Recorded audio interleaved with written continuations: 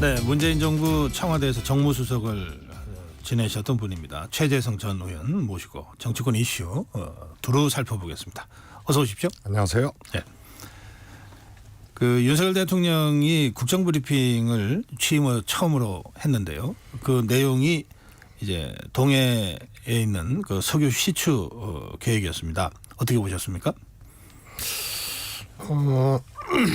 우선은 이 단계, 다시 말해서 시추도 하지 않은 단계에서 또 대통령이 직접 그것도 첫 국정 브리핑을 통해서 했어야 됐느냐. 그래서 뭐 정치적인 해석을 하지 않고 이 시기에 왜 이걸 했을까라는 그런 점보다 이 단계에서 이렇게 대통령이 할 만한 일을 하신 건가. 네. 이런 이제 생각이 들었고요. 그다음에 이 용역을 수행했던 그 회사 있죠. 액트지오인가요? 네. 거기 대표가 내일인가 이제 한국에 온다는 네, 거 아니에요? 오늘 들어옵니다. 오늘이죠? 네. 저는 그 소식을 접하면서 이거는 기획 일종의 이제 정무기획 같은 것이 작동한 것이 아니냐. 왜냐하면 대통령이 그냥 첫 브리핑에서 이 발표하지 말았어야 될 단계에서 하셨던 것도 문제지만 그 용역회사 대표가 방안에서 이제 설명도 하고 뭐 할 거 아닙니까? 이거는 항공권을 갑자기 뭐 어제 끊어서 오늘 오는 게 아니지 않습니까? 이것도 계획 중에 있었던 것이다라고 생각할 수밖에 없잖아요. 네. 그러면은 이것이 정치적으로 좀 디자인된 것이 아닌가 이런 생각을 이제 지을 수가 없는 거죠. 네. 지금 이 더불어민주당 야권에서 국면 전환용이다 이렇게 지금 비판하고 있는데 어떻게 보십니까? 뭐 실제로 이제 원포인트 득점 이제 대통령이나 이제 국정 운영하는 입장에서 원포인트 득점을 뭐 생각했을 수는 있겠지만 좀 전에 말씀하셨지만 정치적으로 이거는 디자인되고 기획한 것은 맞다. 그것이 용역회사 대표의 오늘 방안. 그것은 뭐 갑자기 이루어진 게 아니니까 뭔가 얘기가 됐으니까 미리 방안 계획을 짜고 항공권을 끊고 했을 거 아닙니까? 그런 점에서는 이거는 국면 전환용 혹은 이 국정 운영의 이제 하나의 이제 득점용으로 발표한 것이 아닌가라는 이제 생각을 지을 수가 없죠. 그러나 이런다고 뭐 국면이 전환되고 또 너무 이제 어설프게 대통령이 핸들을 하시고 발표를 했기 때문에 이것이 또 득점이 될 가능성은 저는 없다고 봅니다. 이 사안 자체는 득점 포인트라고 보시는 거예요? 우선 저는 어느 정권이 하든 저는요. 우선 이제 득점 포인트로 생각을 하고 한 것은 이 용역회사 대표의 방안을 기획하고 또 실제로 오늘 이제 방한하고 이런 이제 일정 기획들이 같이 들어갔다는 점에서 저는 그런 이제 국면 전환 내지는 이제 이 국정 운영의 하나의 이제 득점 포인트로 생각한 것은 맞다라고 저는 보고 있습니다. 그런데 이것에 대해서 득점이 될 거냐 안 될 거냐는 것은 우선은 이제 결과가 나와야 되는 건데 이제 10년 훨씬 넘은 후의 일이란 말이에요. 그런데 요걸 추진하고 대통령이 발표하는 요 과정 요것은 너무 어설프고 조금 성급했고 그러기 때문에 오히려 이거는 제가 보기에는 득점보다는 실점일 가능성이 저는 더 농후하지 않나 싶습니다. 그래요. 근데 이제 청와대 정무수석을 지내셨잖아요. 그러니까 어느 정부나 다 이렇게 기획이라고 하는 거 하잖아요. 정무기획도 하고 홍보기획도 하고. 국정과 관련해서 어떤 대통령이 중요한 이슈를 발표를 할 때 전후에서 기획이라고 하는 걸 하죠. 네, 그렇습니다. 네. 그러니까 이번 경우에도 기획이 있었다는 것 자체는 어떤 면에서는 대통령실이 작동하고 있다는 뜻이기도 한데. 그렇습니다. 다만 이게 어설퍼냐 어쩌냐 이것은 이제 평가의 문제고요. 두 가지죠. 지금 단계에서 시기적으로 정치적인 환경이 어떻든 간에 이 소위 말해서 시추도 않은 단계에서 이것을 대통령이 발표한 것은 그거는 이제 기획이다. 이렇게 추정할 수밖에 없고요. 말씀드렸다시피 용역회사 액트지오 대표가 방한한 것도 자다 일어나서 비행기표 끊고 온 게 아니지 않습니까? 일정 기획이 들어간 거거든요. 이거는 그렇기 때문에 이것은 기획으로 볼 수밖에 없는데 통상 이 정도 되면은 대통령이 안 합니다.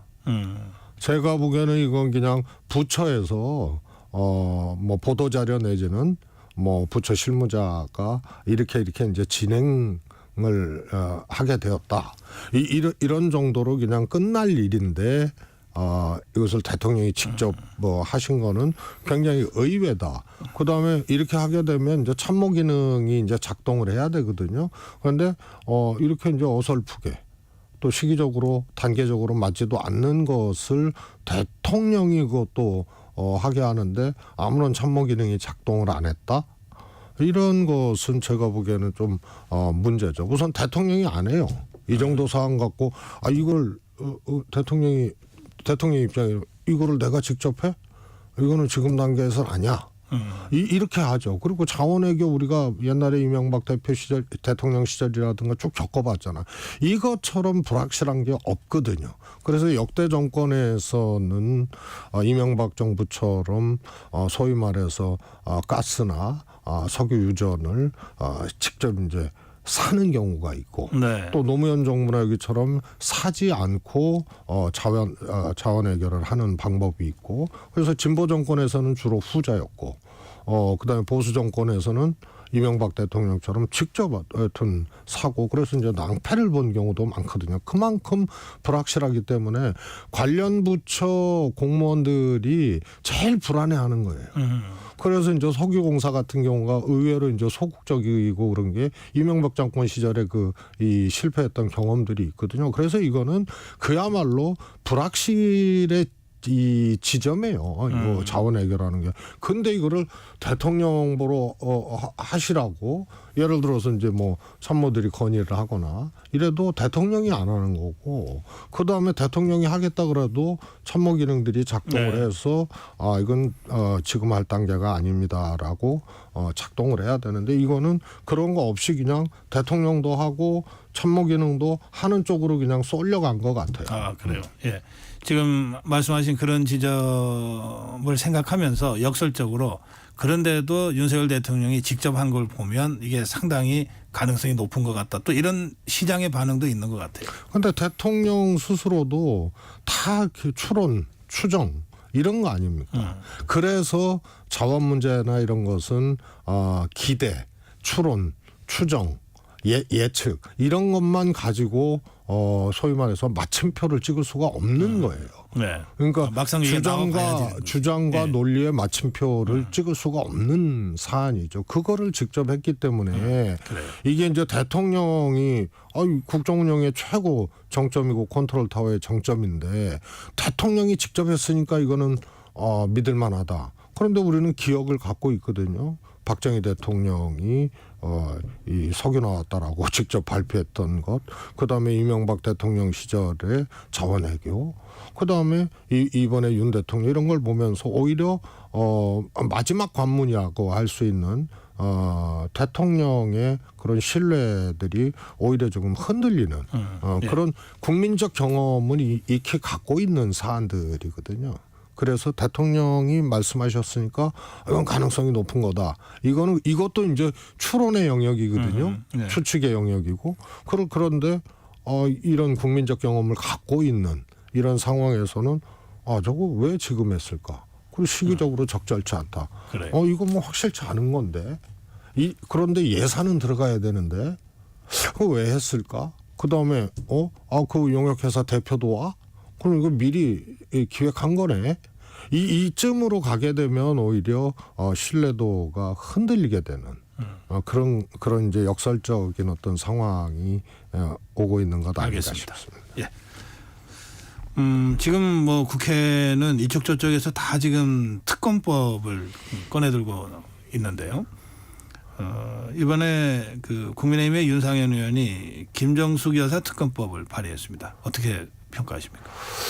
저는 우선은요 처음에 이제 그 소식을 들었을 때 뭐 다른 인터뷰에서도 얘기를 했습니다만 우선은 당론으로 채택하기 어려울 거다 국민의힘이. 네. 왜냐하면 이게 김건희 여사의 특검법을 더 이렇게 만져서 키우는 효과가 있잖아요. 이 소위 말해서 이제 김정숙 여사 그런 의도가 특검을 없었다 하더라도 묶어버리고. 결과적으로 그럴 수 그다음에 있다. 윤상현 의원도 맞불의 성격이 있다. 김건희 여사 특검법에 대한 맞불의 성격이 있다. 이렇게 얘기를 했거든요. 그러니까 결국은 묶이게 되는 거 아니에요. 그럼 이제 두 가지 경우가 있잖아요. 뭐 천하람 의원이 얘기를 했지만 민주당에서 다 하자고 두 개 다 하자고 받으면 어떻게 할 거냐. 그런데 저는 뭐 그럴 일이 없다고 생각을 하지만 그런 경우는 더 위험해지는 거죠. 그래서 오히려 김건희 여사 특검법에 대한 방어 논리, 방어벽들을 무너뜨리는 것으로 김정숙 여사의 특검법 발의가 결과적으로 네, 그렇게 이제 묶이게 되는 거고요. 또 하나는 특검 대상이 아니에요. 고전적인 이제 지금까지의 최혜병 특검법이라든가 방어 논리가 수사 중인데 수사 중인 사건을 보고 미진하면 하겠다. 대통령도 공수처 수사를 보고 미진하면 나부터 특검하자고 하겠다. 뭐 대통령이 특검 주장한다는 거는 정말 우스운 일이고 있을 수도 없는 일이지만 하여튼 그렇게 얘기를 했는데 이 국민의힘 논리가 무너지잖아요. 아직 수사도 안 한 거고요. 그다음에 전직 대통령이기 때문에요. 통상 특검은 검찰 수사의 공정성을 기대할 수 없거나 법에 그렇게 되어 있습니다. 혹은 수사가 미진하거나. 그래서 하나는 검찰이 수사하지 않더라도 공정성이 의심이 되면 특검 발의할 수 있는 거고요. 그다음에 수사 결과가 미진하면 할 수 있는 이 두 가지가 다 법조항에 있는 거예요. 근데 이거는 어느 경우에도 해당이 안 되는 거고 그래서 주로 살아있는 권력에 해당하는 사안을 특검으로 야당이 발의를 하는 거죠. 그런데 이거는 퇴임한 대통령이기 때문에요. 수사하면 돼요. 그래서 이거는 윤상현 의원님이 어떤 생각으로 특검법을 발의했는지 모르지만 제가 좀 표현이 그렇습니다만 이거는 오히려 엑스맨이 된 거 아니냐. 그래요. 그리고 김건희 여사 특검법이 묶이게 됨으로써 김건희 여사가 의문의 일패를 당한 거 아니냐. 최혜병 특검법도 결국은 재의결이 실패했잖아요. 이것도 김건희 여사가 또 일패를 당할 가능성을 높인 결과거든요. 다음에 이제 김건희 여사 특검법이 오게 되면 국민의힘은 또 막아야 될 거 아닙니까? 대통령 거부권 행사할 거고 그럼 재의결도 막아야 될 건데 8표란 말이에요. 지금 재의결에 필요한 게. 그런데 우리가 김건희 여사 특검법까지 또 최혜병 특검법에 의해서 이걸 또 온몸으로 철통 방어하고 막아야 되느냐. 이런 것이 저는 국민의힘에서 나올 수 있다고 봐요. 그래서 1패에 의해서 이어서 윤상현 의원의 김정숙 여사 특검법 발의가 의문의 2패를 기록하게 되는 거 아닌가 그래요. 싶습니다. 아주 재미있는 분석이신데 사실 그것 때문에 특검이 아니라 김정숙 여사의 경우에는 바로 수사를 해야 되는 것 아니냐 이런 주장들이 나오더라고요. 그러면 지금 여러 가지 의혹은 그동안 이렇게 제기가 되어 왔는데 김정숙 여사에 대한 수사 필요성은 그 의원님은 동의하시는 겁니까? 저는요 이게 동의할 수 없는 것이요. 어디선가 또 뭐 시민단체가 이제 뭐 고발을 했거나 했기 때문에 이제 뭐 수사를 하겠죠.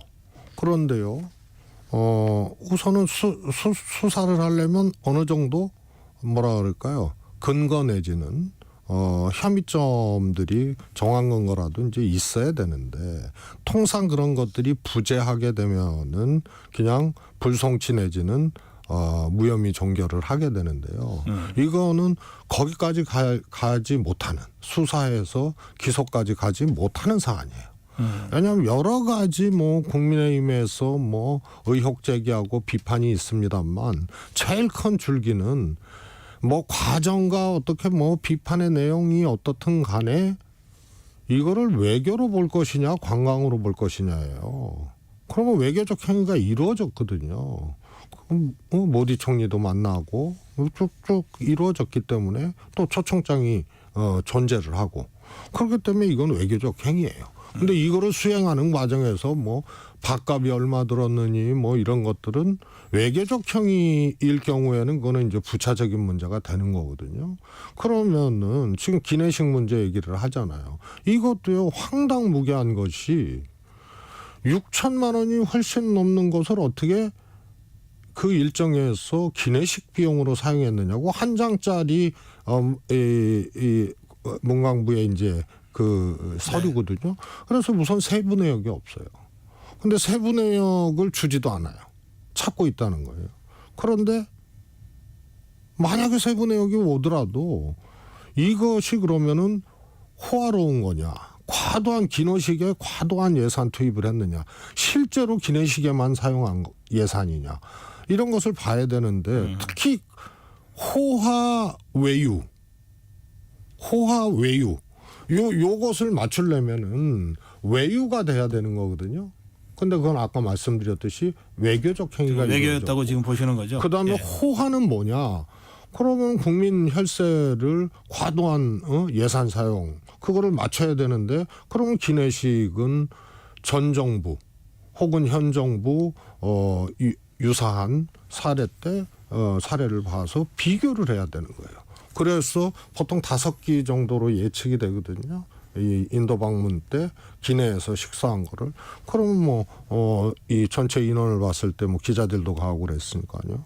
그러면은 한 끼 한 20만 원이란 말이에요. 이게 그러면 윤석열 대통령 부부나 뭐 했을 때 이거에 비해서 뭐 배가 됐다거나 뭐 이러면은 지적받을 수 있는 거예요. 예, 시간이 지금 많이 돼서 짧게 좀 제가 부탁드릴게요. 그 이제 외교로 본다고 말씀하셨는데 타지마할 부분도 외교라고 보시는 건가요? 그렇습니다. 그것도 외교라고 보시는 겁니까? 예.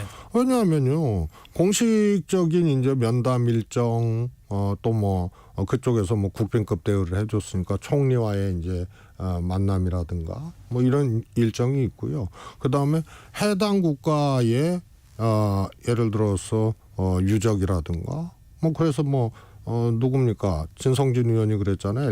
엘리자베스 여왕이 황환했을 때 네. 안동 하회마을 관광하고 같은 거다. 그래서 통상 외교 일정 중에 그런 것들이 있죠. 알겠습니다. 그 특검 중에 이화영 전 경기부지사와 관련된 대북송금 특검법 있잖아요. 그건 어떻게 평가하십니까? 저는 민주당의 이제 입장 또 심정을 이랄까요? 이런 것은 충분히 이해를 합니다. 예. 소위 말해서 외압과 회유가 있었다라는 이화영 전 부지사의 주장. 그런데 사실 저는 실제로 회유가 있었다고 보거든요. 네. 특히 술자리 사건이라든가 뭐 이런 것들은 저는 충분히 근거 있는 이화영 전 부지사의 주장이 아닌가 싶습니다. 구체적으로 열거할 수는 없지만 출정 기록 하나로도 지금 검찰에서 필요한 것만 오픈을 하고 있잖아요. 네. 그래서 이것은 충분히 근거가 있는 거기 때문에 검찰이 이재명 대표를 소위 말해서 대북송금 특검으로 엮기 위해서 회유가 일어났다. 이것이 이제 민주당에서 생각하는 거고요. 그래서 특검 발의는 과정을 봤을 때 그 심정과 동기 이런 것은 충분히 이해를 합니다. 그래서 이제 필요성도 있다고 보지만 네. 이걸 꼭 발의했어야 되느냐 특검을 이 문제에 대해서는 정무적인 이제 또 이 판단을 해보자면 굳이 그렇게 하지 않아도 될 일 아니냐. 우선은 이제 상대방의 이제 공격이 있잖아요. 그래서 뭐 총장도 검찰총장도 이거는 사법 시스템을 그야말로 흔드는 거다 이렇게 반응을 했고 또 이재명 대표 방탄용 특검. 네, 근데 방탄용이라는 건 택도 없거든요. 그러니까 특검 발의 안 했으면은 안 나올 말들이죠.